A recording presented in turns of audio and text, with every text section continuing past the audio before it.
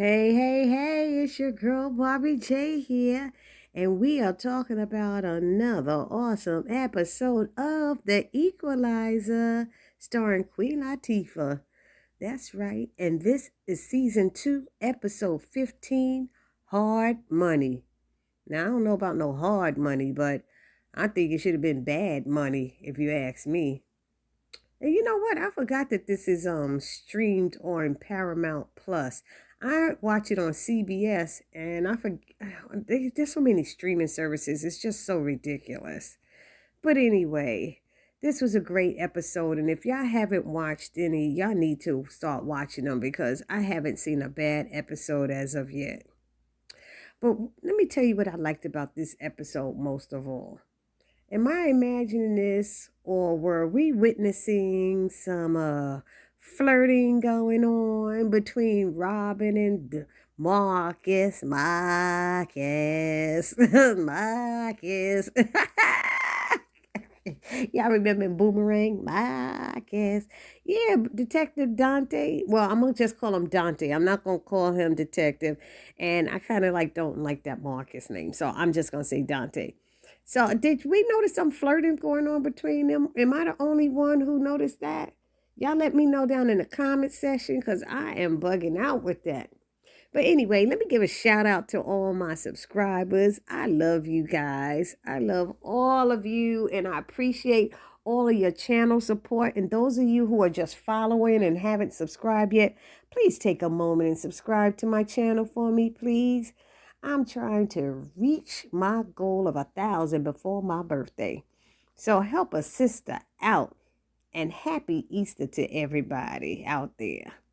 Now, for those of you who haven't subscribed, hit that little subscribe button, then hit the notification bell and select all, and it'll let you know every time I upload a new video. Then I ask that you smash that like button, write a comment, and share my video. That's all I'm asking. Cost you no money at all, just about 3 minutes of your time, if that. Anyhow, thank you so much. I appreciate it. Now, this episode, it started off with you know two cashiers. They considering stealing from the boss because they all need money, and it comes to find out that a lot of people in that store is broke. They broke or in desperate need of money, and they not getting paid but minimum wage, and it's just been rough on them trying to survive.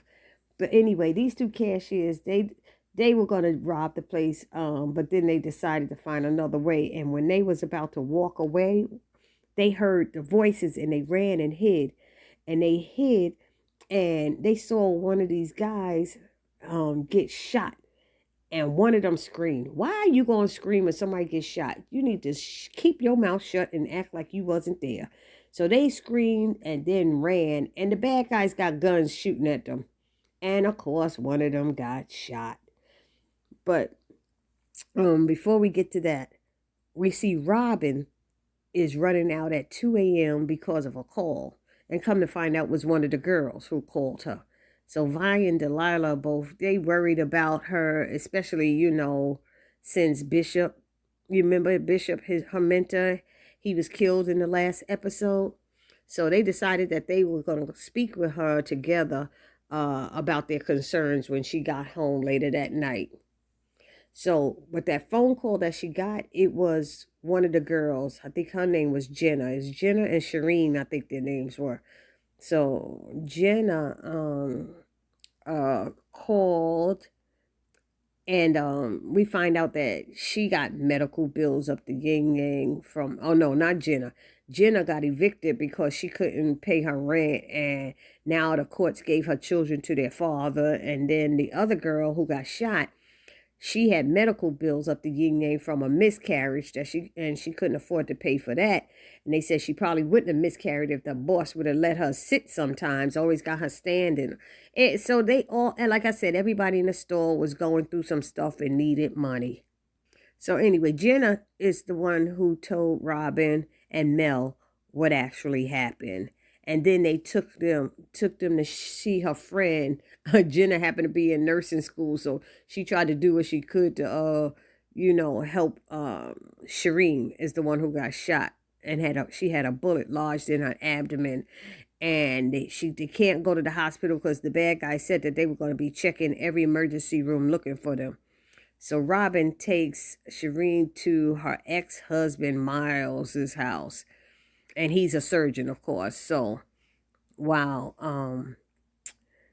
Mel takes Jenna to the safe house, Robin takes Shireen to Miles' house to get the bullet out. Lord help me. How you gonna take somebody you don't know to your ex-husband's house? And he's married, but his wife wasn't there. I guess she was away or something. Anywho. But Miles gets the bullet out, and he keeps asking Robin questions about what he's getting into. She said the less you know, the better. But Robin takes that bullet to Dante to see if he can, if he have a friend that could run ballistics on it to see if it was involved in any other crime. And she told Miles to keep the patient alive because he said, what should I do with the patient? He said, keep her alive. So Dante said he would do this favor for her and try to reach out to some people, friends he might still have in the, in the force. And he said he would do it for her if she told him her name. And she was like, well, let's just see how this goes first, But she didn't, like I said, she didn't tell her name, but they both smiled after that. And she said, here it is. I thought you like a little mystery. He was like, yeah, okay. Anyway, so like I'm telling you, they was flirting a lot. Harry and Robin, they figure out that it's an inside job, and that if they don't show up if Shireen and Jenna don't show up to work, those guys might be looking for them and they'll be suspicious. So Mel took Jenna from the safe house to the store. Dante got information for Robin and decided he wants to work with her on this. He got information about that bullet. So he said he wanted to work on that case with her. And Robin said, I thought you weren't a cop anymore. And he said, let's just see with his head. He used her line back on her. And she said, you just want to know my name, and they smiling again. I said, okay now.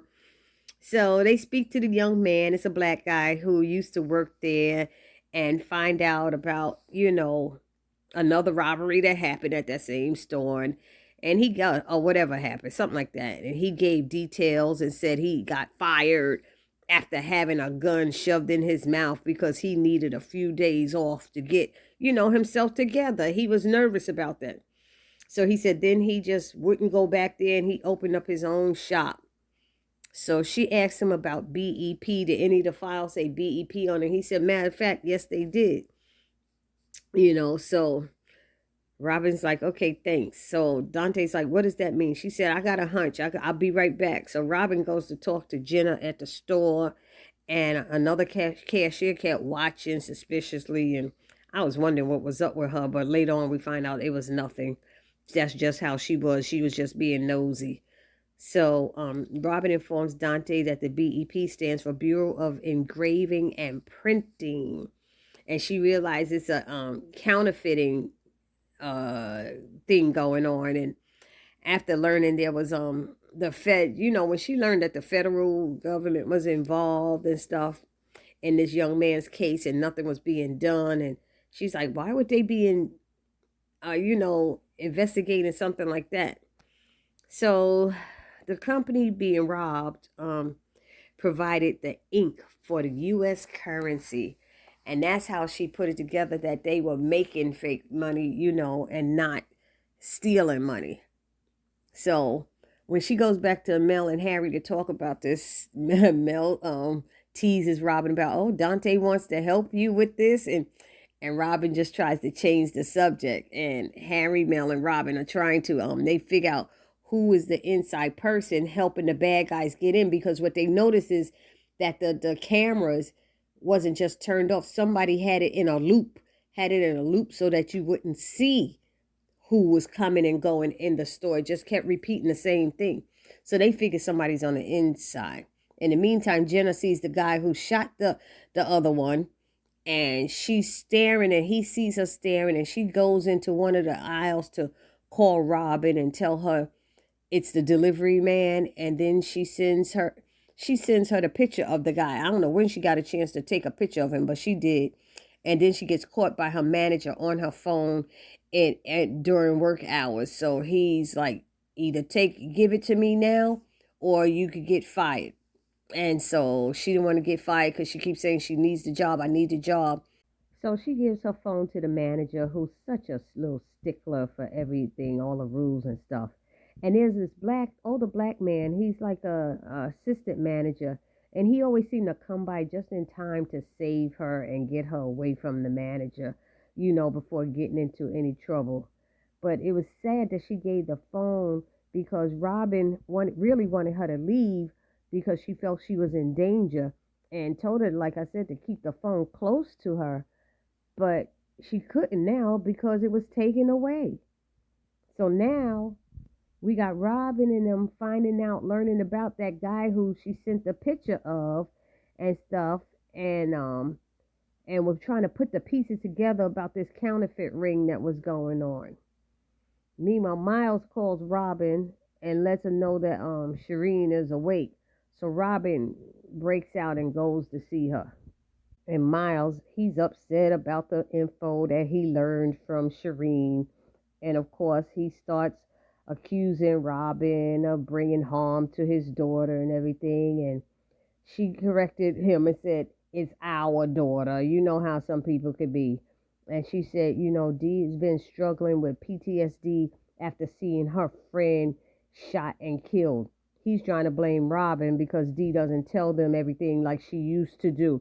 I'm like, she's growing up, she's a teenager, and they really stop telling us stuff when they become teenagers. Am I wrong about that, somebody? Because I know all my nieces and nephews and my children were like that. They stopped telling so much stuff when they got older. They keep more secrets.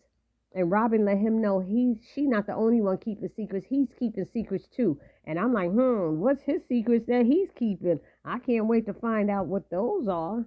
In the meantime, Dante met up with an old associate on some force or something, and the guy confirmed that the money was counterfeit. It was a guy with the federal government or something like that. He was a Fed. So I was thinking more like FBI, but I think we found out later it was like more like Secret Service, and I was like, why is the Secret Service involved?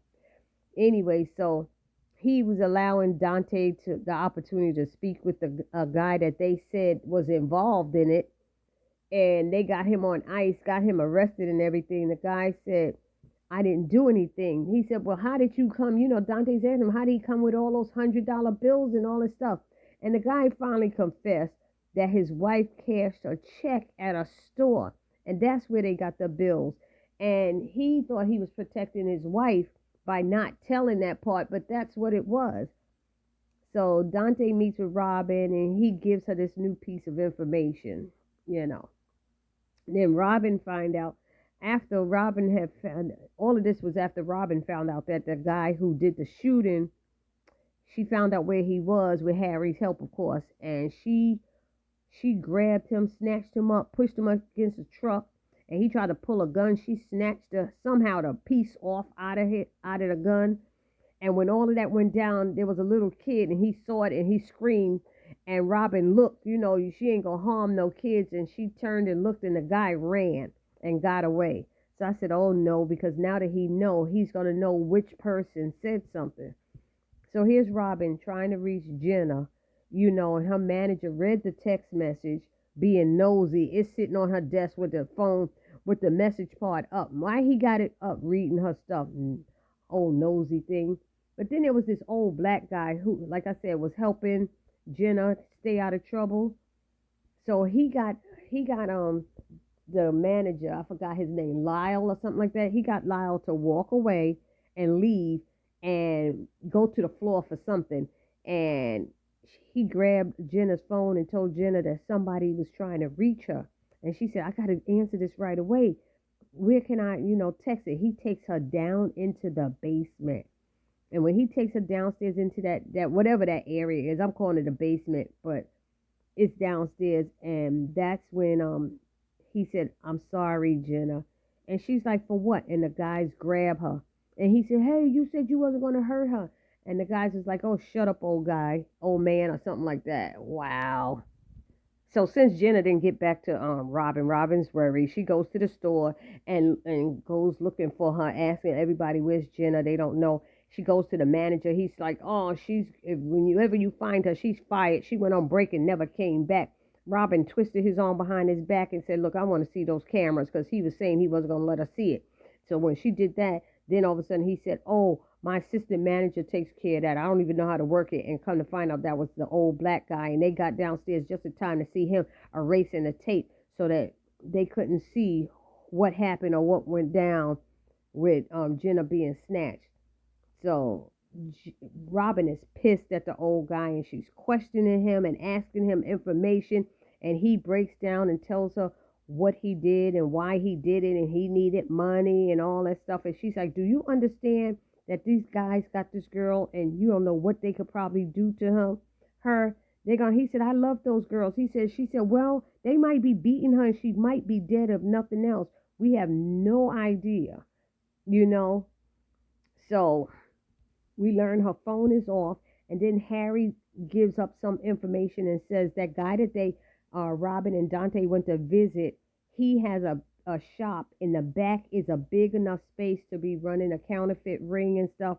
And he find out that all of them grew up together, that black guy and the two bad guys, they all grew up together, and so he is in on it.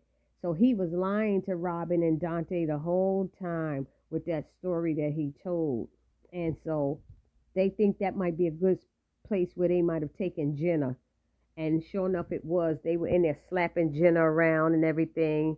And the bad guy is trying to stop them from hurting her and stuff, and say, maybe we could just ask them not to tell and all that stuff. And the bad guys are like, are you for real with this? They thinking he's stupid. For somebody so smart, you really dumb, And so, of course, Robin shows up just in time with two guns ablazing. She didn't shoot anybody yet, but she had to point it at the three guys and Jenna, and said he's gonna shoot Jenna, but he made Jenna stuff a bag full of money, and he ran out, did two shots, but Robin didn't run after him because she had the other two guys.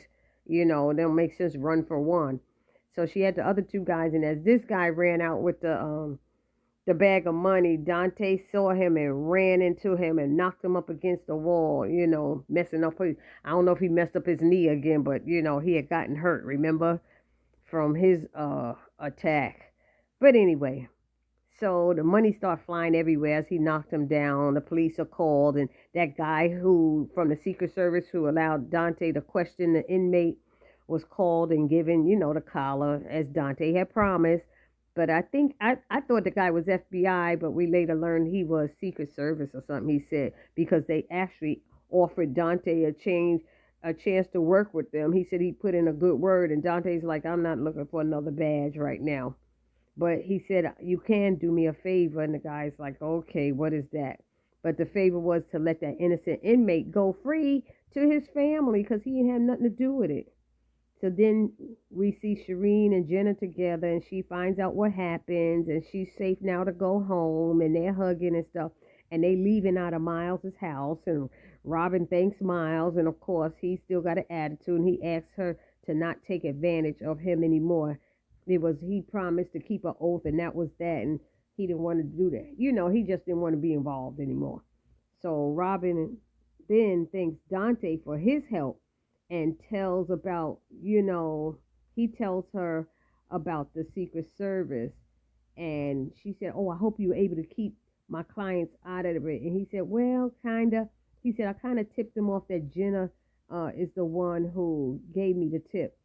So she'll get the $10,000 reward. She said, oh, that's great, because now that'll help her get back on track, with the paying her rent and finding an apartment.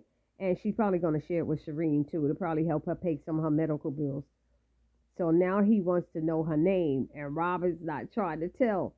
And he says, a deal's a deal. And she tells him the truth. She actually tells him what her name was. And she walked away. And he said, nice to finally meet you, Robin. And I said, oh, my God, as she was walking away. I thought that was so sweet. So then Robin gets home and Vi and Delilah are waiting up for her because they were worried about her safety.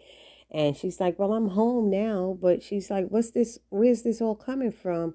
And Delilah said, Dad called and he was asking me questions about how I'm feeling safe in the house or whatever and what mommy is doing. And so Robin asked, well, what did she say? What did you say?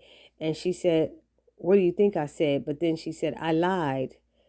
And then she hugged Robin and said, just be safe, Mom. And Robin felt so bad that Delilah had to lie to protect her. So Vi said, you know how Miles is. He's not going to let this go. And it basically went off like that. So it was another great episode, and I hope y'all like this one as much as I did. I know I was very detailed, but you know how I get with the Equalizer. I got to give y'all details, to get through this. Anyway, please forgive me with this microphone issue I'm having. I know y'all notice when it goes in and out. Something with my recording is so off on a brand new phone. I think it's maybe 4 or 5 months old, I guess, 5 months old. And it's just going in and out. I'm going to have to get it repaired tomorrow. So I hope y'all forgive me. I know it sounds crazy. But anyway, I'll see you in the next video. And don't forget to subscribe. It's your girl, Barbie J, saying peace.